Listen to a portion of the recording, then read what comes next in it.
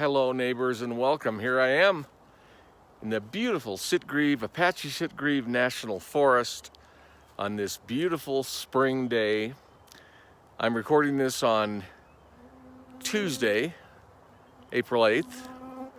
And the first thing I saw today was on YouTube, or no, it wasn't on YouTube, it was on a local news app. And it said, head of CDC declares that deaths due to coronavirus will be much, he used the word much 3 times, will be much lower than predicted. Wow. Now, of course, I just happened to turn on the car radio on the way up to Woods Lake this morning. And the first thing I heard on the radio was, deaths in New York are now greater, deaths in America are now greater than the 911 deaths against the Twin Towers. Great. So are the deaths every year. The 60,000, by 3,200 deaths, by the way, 3,200. How about the 60,000 deaths a year in America due to measles? The 50,000 deaths a year in America due to flu. The 20 to 25,000 deaths in America due to dog attacks. 15,000 due to falling down the stairs. And I haven't even mentioned highway deaths, homicides, suicides, alcohol-related deaths, lung cancer, stroke.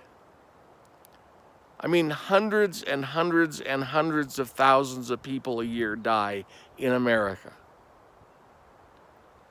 And we get no news about that.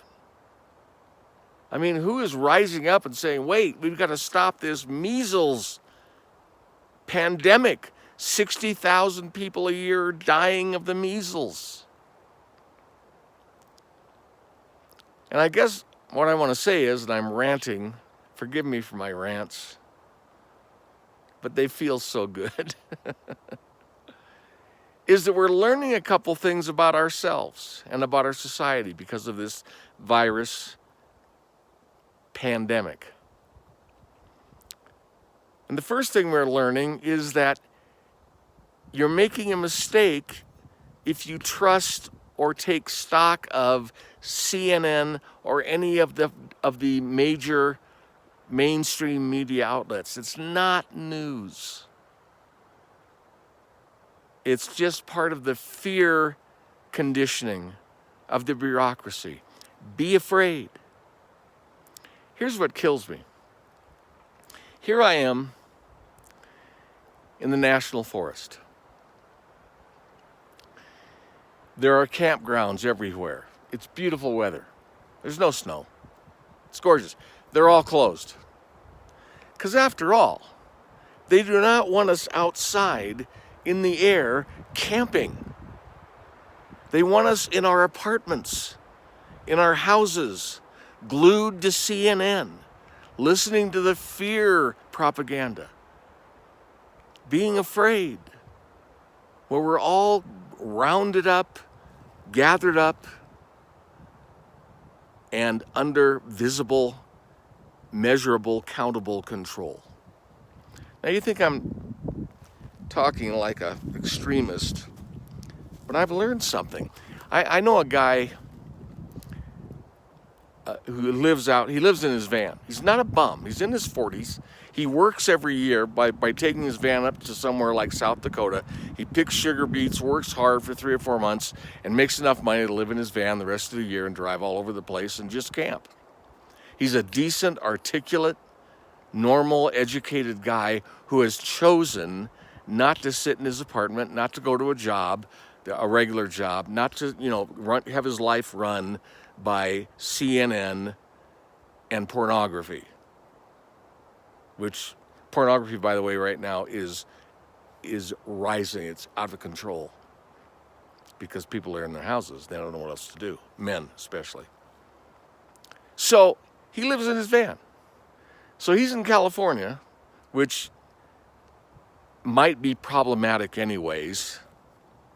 Got some great thinkers in California. Gavin Newsom, Nancy Pelosi, Adam Schiff. Great historic thinkers of our generation. And so he's out in the middle of nowhere. He's found a place on public land in the middle of nowhere. I mean, the nearest car is 15, 20 miles away. He's up a dirt road, 6 or 8 miles, all by himself. And what happens? A sheriff comes by and says, you can't be here. Because of the pandemic, we can't have you here. I mean, it makes no sense. This really happened. And here's what the sheriff told him. The sheriff told him, you need to go into town, 15, 20 miles away, and there's a park in town where you can park. In town.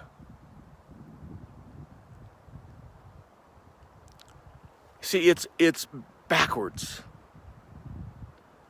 And a pandemic allows one to step back, look at him or herself, look at the bureaucracy, whether it's political or religious. Look at the bureaucracy that trains us to need it, and we don't. And so we step back and see how difficult it can be to just be on your own. That's difficult. The bureaucracy, whether political or religious, doesn't really want you to be on your own. You may find out that you don't need the bureaucracy. You don't need the political bureaucracy, and you don't need the religious bureaucracy. And what I mean by religious bureaucracy is the American church. I'm nothing against the church. Jesus said, I will build my church, Matthew 16. But this isn't the church that he said he'd build. The church we have in America is a bureaucracy. It looks nothing like the early church. Nothing. For instance, Paul, just take Paul, worked for a living. When he was in a town, whether it be Ephesus or somewhere else, he worked while he was there. The only times he ever accepted money is if he was on the road and people wanted to support him in preaching on the road. Having a professional pastor in a church was unheard of. And yet a professional pastor paid with a secretary and an office. Imagine Jesus, just imagine Jesus in an office in downtown Jerusalem with a secretary and security, coming out to preach once a week in his own building and passing a bucket every time and telling people how much they needed to give because the church had needs. I mean, imagine that. It's unimaginable. And yet, because the church in America is a bureaucracy, bureaucracies by definition have their own unique needs, financial needs, control needs, people needs. Bureaucracies are fed by drones. That's you and me. For the point and the purpose of making sure the people who run the bureaucracy are cared for. Get a salary, get housing allowance, are taken care of. And I'm not against church. But the millions of people that go to church in America, they think this is the church Jesus was thinking about. When that church doesn't exist anywhere until about 400 AD, 400 years after Jesus, when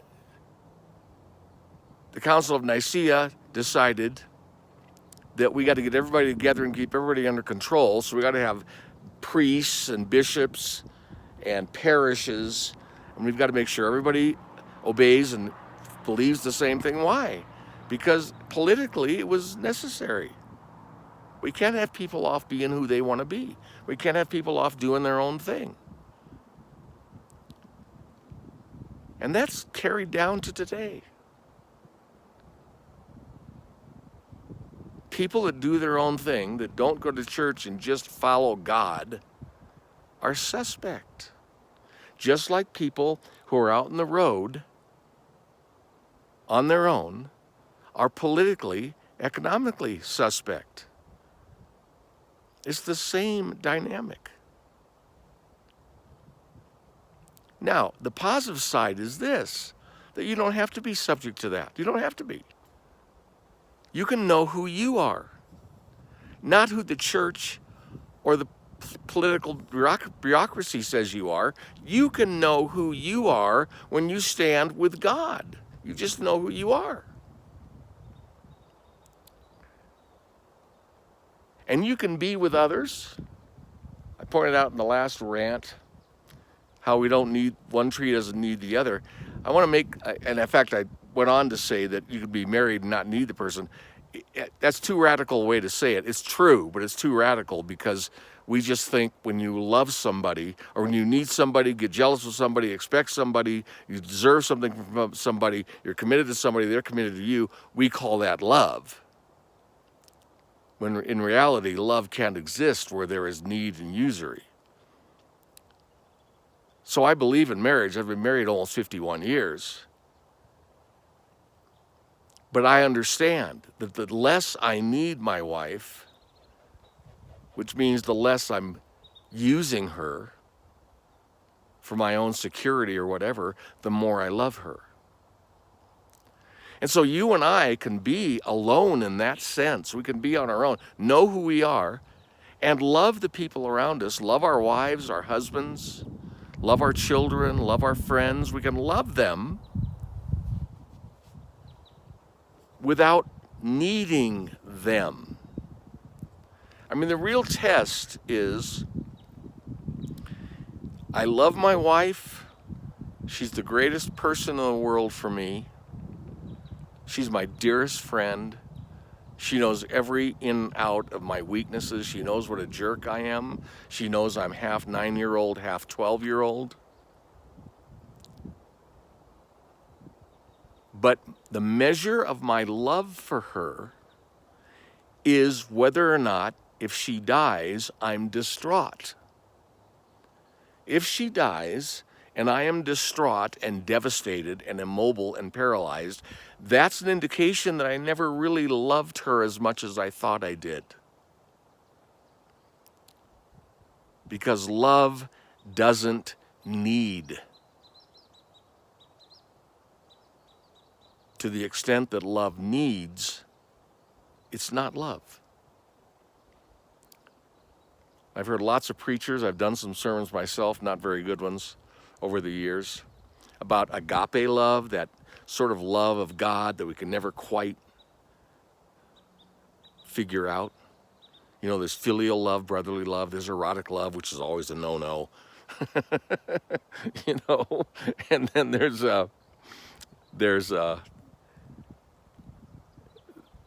God's love, agape. What's agape? It's very hard to very, very hard to define. But I'll give you a way you can define it. Agape is when you don't need anything from the person you say you love. Agape is when you don't expect anything from the person you say you love. Agape is when the person you say you love is not meeting a self-gratifying need for security, protection, affirmation, all those things are preventatives of love. So when we're forced to step back from the bureaucracy and step back from people, you know, you can't go out,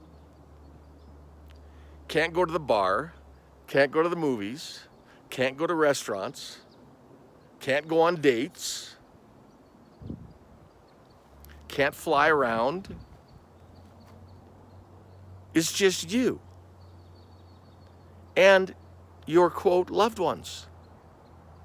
And so while you're understanding and realizing how the bureaucracy is a usury force, political or religious, the bureaucracy uses people to achieve the bureaucracy's end. And we've covered that before. It's very clear. You also discover that you can see you without the tentacles of the bureaucracy offering all these things to do, whether it's a prayer meeting or a cocktail party. It's the same thing. You get to see who you are without it. In that sense, it's an amazing opportunity. Now, if you get sick and die, or if I get sick and die, I'm a believer.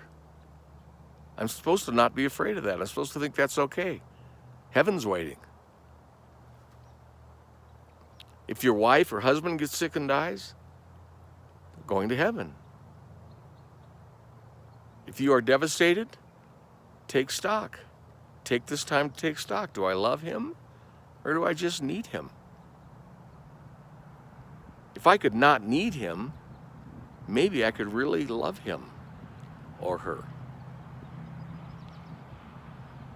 All this out here in the Sitgreaves National Forest, beautiful pines, doesn't matter. I could make this in my living room. But since it's so close to come out here, why not? Why not? Might as well. The forest, at least for now, no forest rangers. For now, it looks like the forest is open for business. There's nobody here, but it seems to be open. So, here I am. Welcome to be with me. I'm the Prodigal Pastor. God bless you. Use this time to discover who you are.